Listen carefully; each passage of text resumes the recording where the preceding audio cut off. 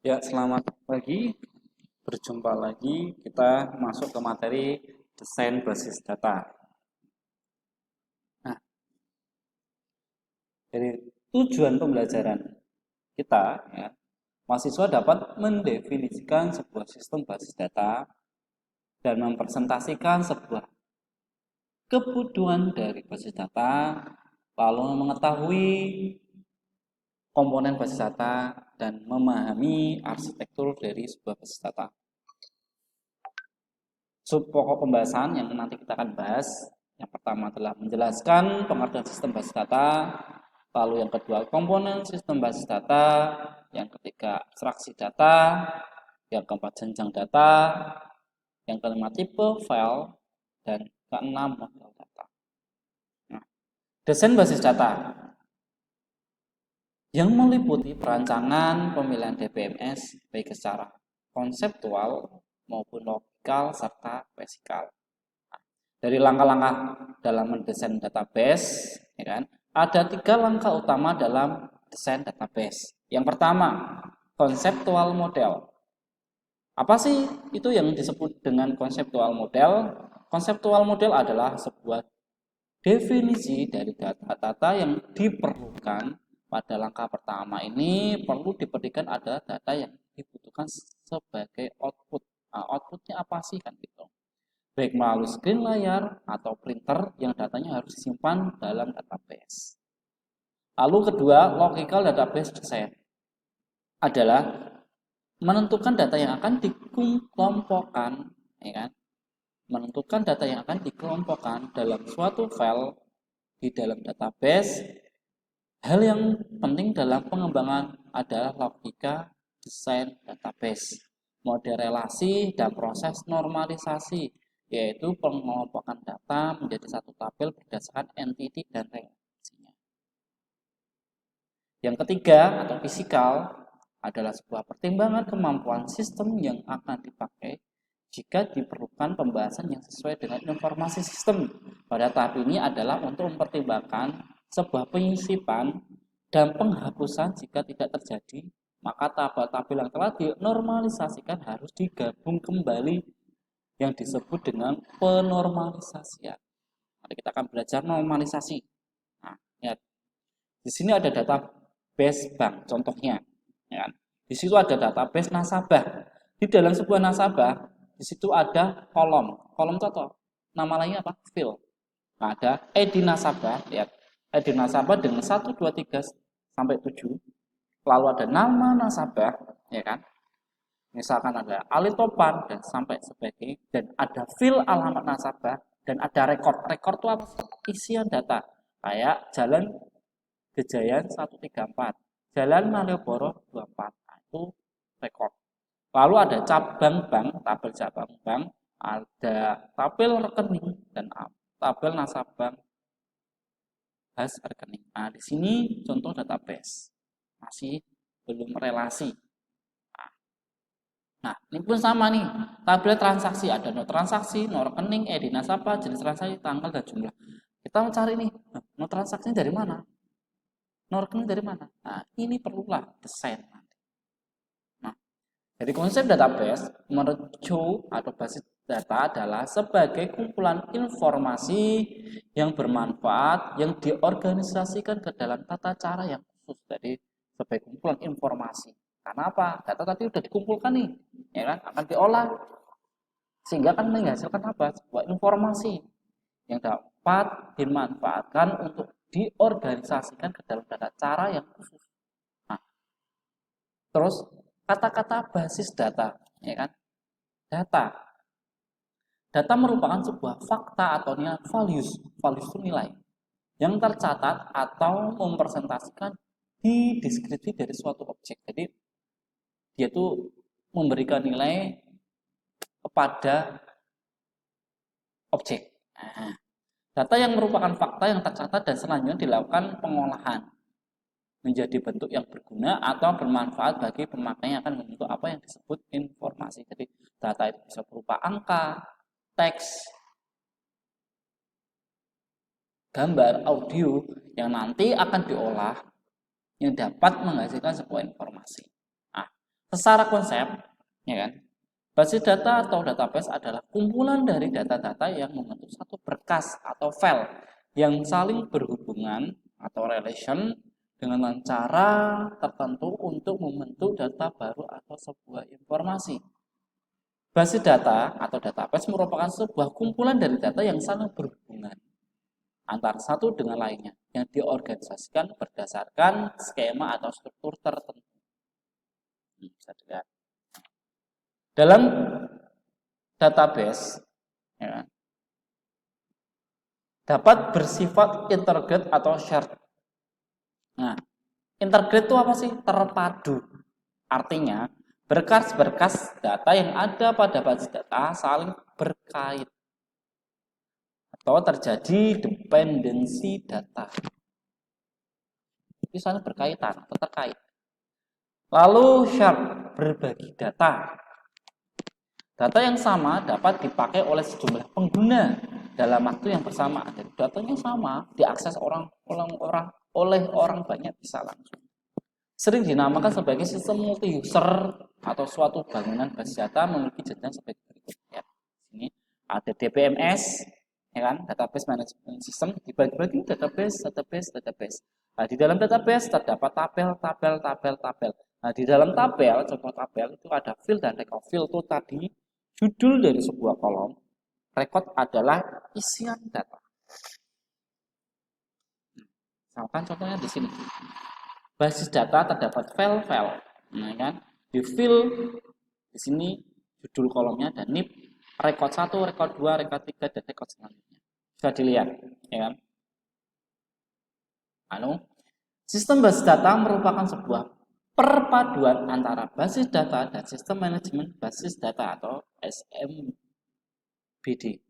Database yang kompleks dan disertai dengan teknik dokumentation dan proses manipulasi akan membentuk sistem manajemen basis data atau SMBD atau Database Management System (DBMS). Singkatan DBMS adalah database dan program untuk mengaksesnya. Nah, lihat. Komponen-komponen sistem basis data adalah tadi hardware, sudah dijelaskan lagi, ya kan, sebagai hardware itu bisa CPU, memori, terminal dan lain-lain. Kalau ada software sistem operasi Windows, lalu sistem pengolah basis data atau DBMS bisa pakai Access, SQL, Oracle dan lainnya. Software program aplikasinya nanti bisa pakai Visual Basic, Delphi dan Visual Studio.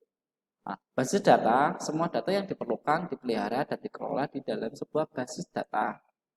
Nah, pemakai itu bisa dikatakan sebagai user atau pengguna. Nah, ini pengguna, ya kan, perangkat kerasnya, datanya, perangkat lunak.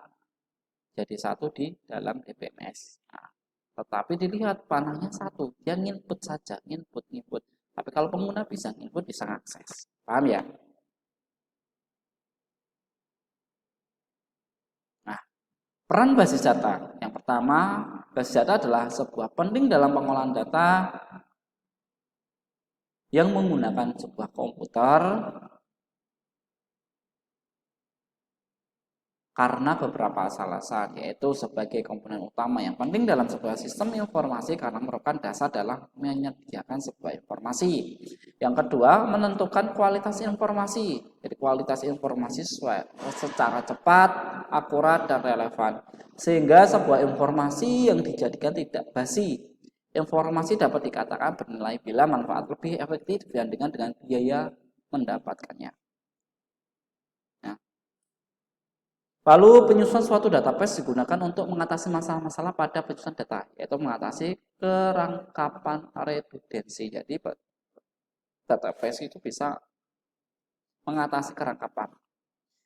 Misalkan penyimpanan data yang sama pada beberapa tempat selain bisa menyebutkan pemakai tentang aktualisasi data juga memboroskan tempat penyimpanan. Udah ada kok disimpan lagi kan, boros. Lalu yang kedua, menghindari keterjadiannya inkonsistensi data. Akibat lain jika terjadi kerangkapan data, maka jika terjadi perubahan data yang satu sedangkan yang lain tidak dirubah akan terjadi ketidakkonsistenan data, tidak sama. Lalu yang ketiga, mengatasi kesulitan dalam mengakses data. Jadi dapat memudahkan jika suatu saat akan diambil atau dicetak data yang memiliki kriteria tertentu, misalkan pada tanggal tertentu, alamat tertentu, sejumlah tertentu, dan sebagainya. Yang keempat, menyusun format yang standar dari sebuah data. Ya kan? Yang berikutnya, penggunaan oleh banyak pemakai multi user. Jadi sebuah database bisa dimanfaatkan sekaligus secara bersamaan oleh banyak pengguna atau multi user. Lalu berikutnya melakukan perlindungan dan pengamanan data. Jadi datanya lebih aman. Setiap data hanya bisa diakses atau dimanipulasi oleh pihak yang diberi otoritas atau sebuah hak akses. Ya kan? Dengan memasukkan login dan password masing-masing. Lalu menyusun integritas dan independensi data. Basis data merupakan data kompleks yang bisa diintegrasikan sehingga kita bisa memanipulasi untuk mendapatkan sebuah bentuk form dan laporan yang kita inginkan. Misalkan view level konseptual fisik ya, abstraksi data. Kegunaan utama sistem basis adalah agar pemakai atau user mampu menyusun satu pandangan view abstraksi dari data. Hal ini bertujuan untuk menyederhanakan interaksi antara pengguna sistem dengan basis data dapat mempresentasikan pandangan yang berbeda kepada pengguna atau programan dari sebuah administrator. Level abstraksi dari database ya, bisa dilihat bagian keuangan, bagian personalia, bagian penjualan, ya kan? View 1, view 2, view 3. Jadi bisa diakses secara bersamaan. Dari suatu database management system itu manfaatnya apa aja untuk mengkondisikan data dalam jumlah besar, untuk membantu dalam melindungi data dari kerusakan yang disebabkan penggunaan atau pengakses yang tidak sah. Nah, lalu keunggulannya, kepraktisan yaitu pengguna dapat menyimpan berukuran kecil namun pada formasi. Lalu kecepatan, ya kan, yaitu mesin dapat mengambil atau mengubah data jauh lebih cepat daripada manusia. Pasti ya, terus up to date. Pasti data akan jadi update.